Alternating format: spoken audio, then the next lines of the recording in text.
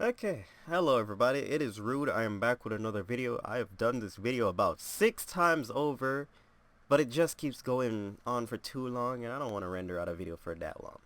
So we're going to do this pretty fast. One of my subscribers asks, what do I use to make my videos look so damn incredible, and also why my Twitch looks so damn incredible, and also the programs that I use. I already told him what the capture cards I use, so I'm not going to go into that.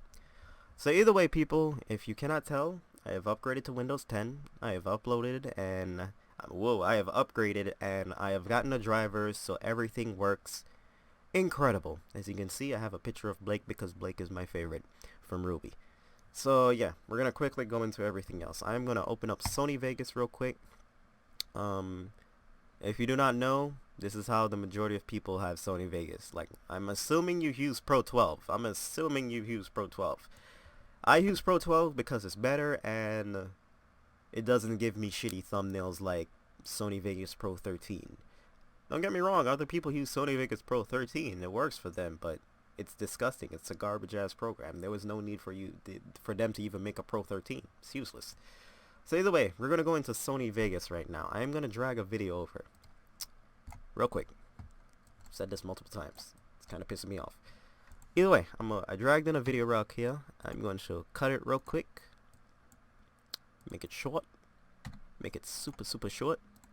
And then we're going to find an area that has that super effect, or that super, that motion blur that, or ghosting I should say, the unnecessary ghosting that Sony Vegas gives you. So either way, when you drag a video into Sony Vegas, this is what you're going to want to do.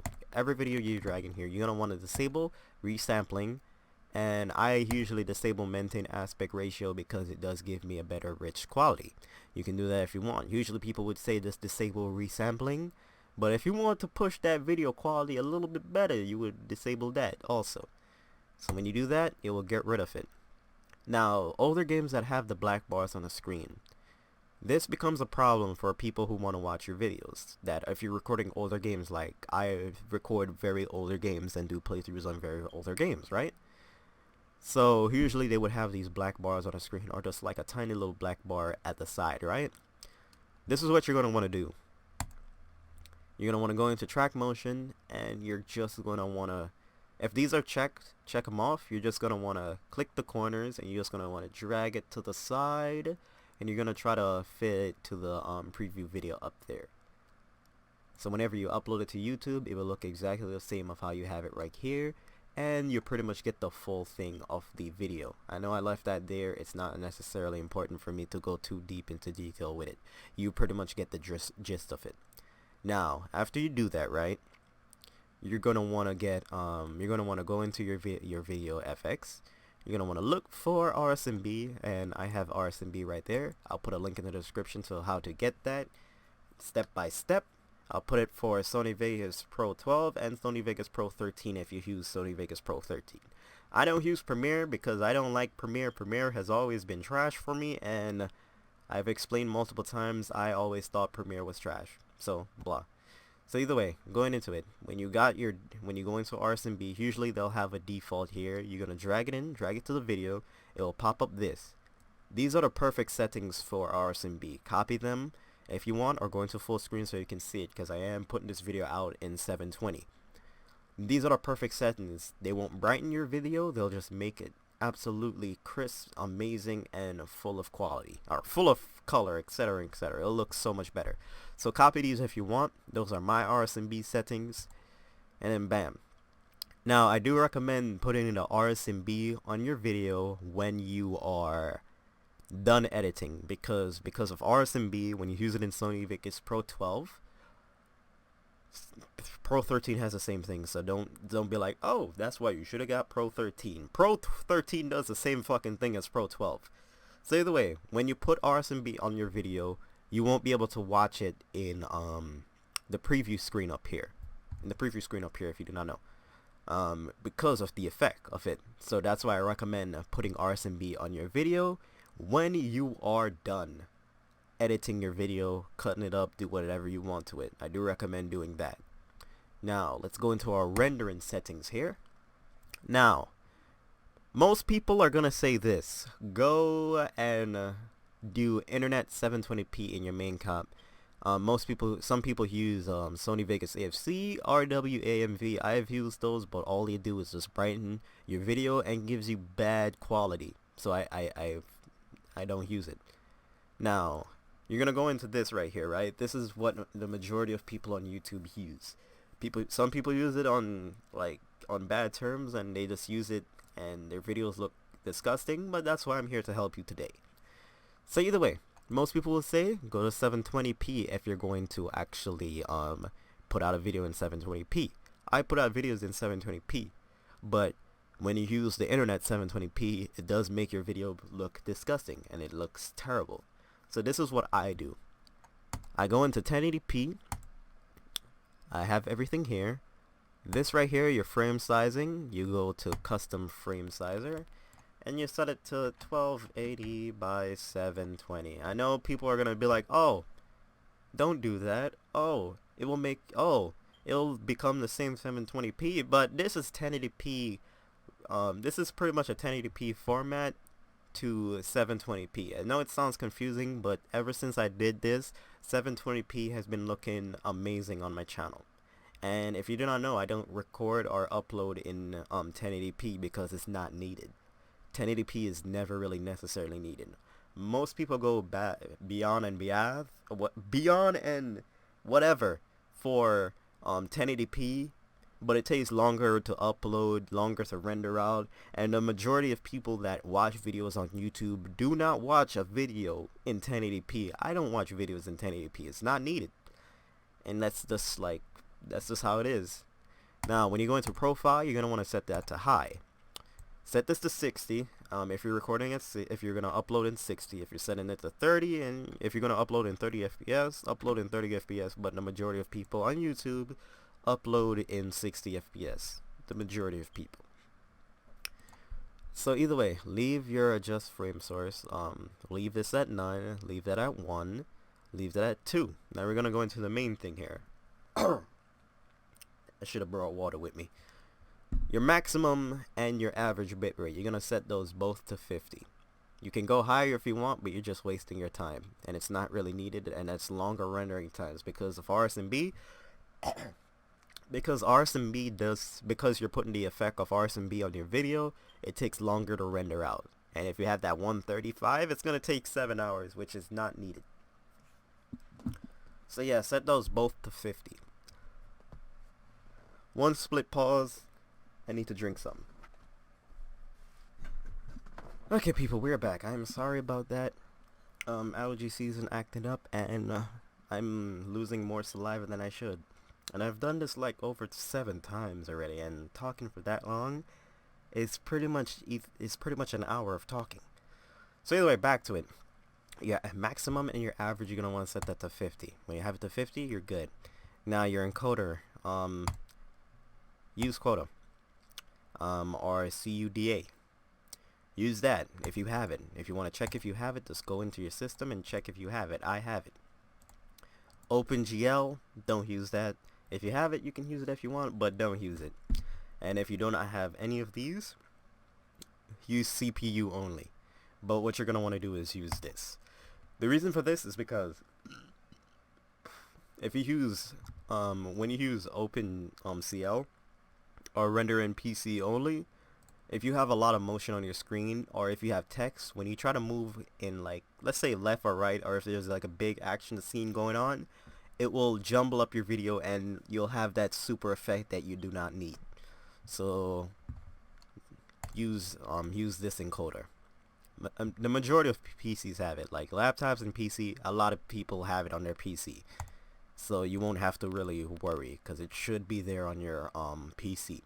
If you're still skeptical, just go on check GPU and then you'll see that you'll have it. If you don't, then you're kind of assed out. And then in audio, leave that alone. And then in projects, go to your video render quality and set that to best.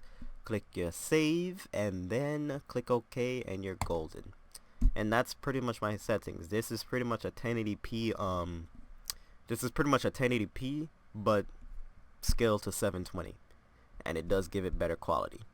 That's pretty much what I do. I have a 1080p and a 720p 3.1.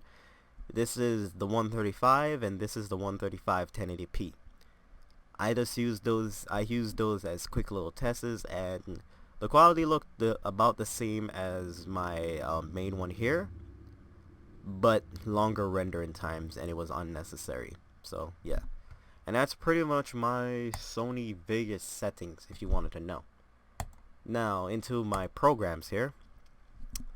I use Audacity to record my voice. I use Audacity to record my voice when I am playing console games, cause that's just how it does. That's just how it is. Majority of people on YouTube or the majority of people in the world use it. They set it to 192, and you're pretty much golden. Any higher than that, and you're just wasting your time. So yeah, that's pretty much Audacity. Now going into the next thing, Shadowplay. If you have a GeForce graphics card, you can use Shadowplay to record your PC gameplay. I also have a program that actually I can split up my gameplay audio, my chat audio, my music audio, and pretty much anything else I want to do. This is the whole reason of Voice Meter Banana, because in the video Shadowplay, there is no option to actually split up your mic or split up the game audio, or pretty much like level out everything else, right? So that's why I use Voice Banana if I'm going to record a video with Shadowplay and I need to talk and play the game at the same time. I usually have the audio, the in-game, and the microphone set up at the same time. I use this if I'm doing guides, people. Simple. So yeah, you can do that if you want. I'll put a link in the description on how to get it. Now, the other program that I also use is DxTory, but I only use this on a certain selected amount of games. Games that you have no choice but to go into full screen. And because of that, Shadowplay does not work that great. It works great, but at the same time, it is kind of annoying. Shadowplay works also for those type of games, but if I want to actually check my audio of how long I've been recording, I'll have to click Alt and Tab and go to the desktop, and when it goes to the desktop, it shows the entire desktop in the video, and then you'll have to edit out that entire fucking thing. So pretty much that's why I use DxTory, because it just only records the game. It clips to the game, and you're pretty perfect from there. Now we'll go through it quickly. You can pretty much set this to whatever you want, whichever color you want to have as your non-recording and your recording. I have purple as my non-recording and red as my non-recording because I really like those colors. Now, your next thing, pretty much, this saves it to a folder, or if you have an external hard drive, you save it to that, and that's where your videos would go. My name's Matthew, if you did not know. Now you know. But yeah, that's pretty much the whole thing of the folder settings. Now this pretty much set to when you record, when you stop recording, your snapshot, push to talk, even though you don't need it, blah blah blah, and etc and etc. And now in your important settings here, which is your video settings. Now the laggerless, lossless codec is something you're gonna need with this program, or else you're gonna have very laggy videos and terrible quality. I will put that in the description on how to get it. Now when you get it and you download it, go into this little thing over here that looks like a pencil. You're going to want to click multi-threading, and then your mode, you're going to set it to YV12, and then like that it will just give you better quality. Now going over here into the next thing, your frame rate, set it to 60 if you're recording at 60, set it to 30 if you're recording at 30. And then your output, set that to AVI, because when you record a video with DxTory, you're not just going to upload it to YouTube like that. That's stupid, and you're just wasting your time. When you do that, your video format will be in AVI. When you have your AVI footage, you're going to put it in Sony Vegas, and then you're going to use your MP, and then you're going to render it in your MP4 settings, and pretty much YouTube will allow that.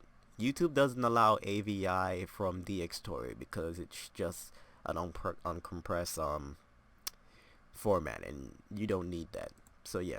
And then your options, include mouse cursor if you want. If you don't, blah blah, it's your decision. It's preference. Now scaling, you can set it to 100%, but usually 100% will kind of drop frames from your game, and also you won't be able to watch the video over when you're done recording. So that's where you're going to go into your size and you're going to set it to whatever. I have it set it to 1600 by 900 because literally when I put it in Sony Vegas and I render out the video, it looks amazing and it's only 720. So yeah, do that if you want. If you want 1080p, you do 1080p if you want. But I put my videos in 720p because all you need is 720p. You don't need 1080p. Like, these people that go like crazy, like fucking crazy for 1080p settings when it's not needed, you're just wasting your time. So either way, that is pretty much that on that. Now, audio bitrate or audio settings here, set it to your main output and then your mic. People say add more audio tracks for other people's voice, but you're gonna be hearing the people's voice from your main output. So having more is not needed. You're just wasting your time, and it's just gonna be more of a hassle to edit it in your editing software. Now, my audio for in-game, I have it set to 96 because it's perfect, and for my mic, I have it set to 48 because it works better. All right. 16-bit, of course. And then pretty much set it to stereo if you have stereo. If you have a mono mic, set it to mono. That is pretty much self-explanatory and just straightforward. And then this is irrelevant. And everything here, what you're going to want to do, you're going to want to, when you're in this section in your advanced settings, you're going to want to click Force CPU processing. Set it to whichever how much processing you want to use, or processing thread. Set it to how much you want to use. I have it to 4 because I have 4. And then take off limit for 60 FPS, because when you just have it at limited 60 FPS, it's just going to cause problems for you. It has caused problems for me in the past, and that's why I do not actually click it.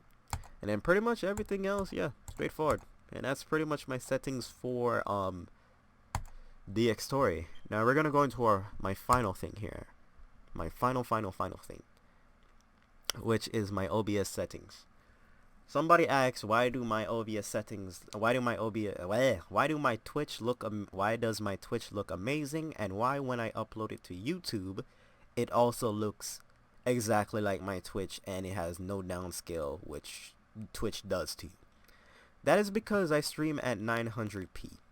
I've said this multiple times.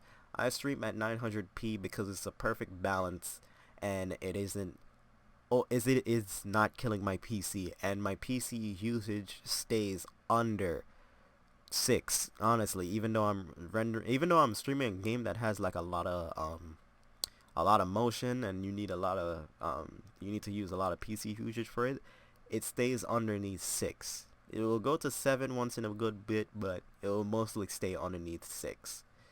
So either way, let's go into my settings here real quick. I'm going to skip all of these because these are the generic stupid shit that you should already know. Now, output. In your advanced, you're going to want to set your encoder to X264. You're going to want to enforce your stream service encoder settings. Your rescale output, 1920 by 1080. That's if your monitor allows that, or if your PC allows that. Bitrate, 30. Use custom buffer size, the same thing, 30.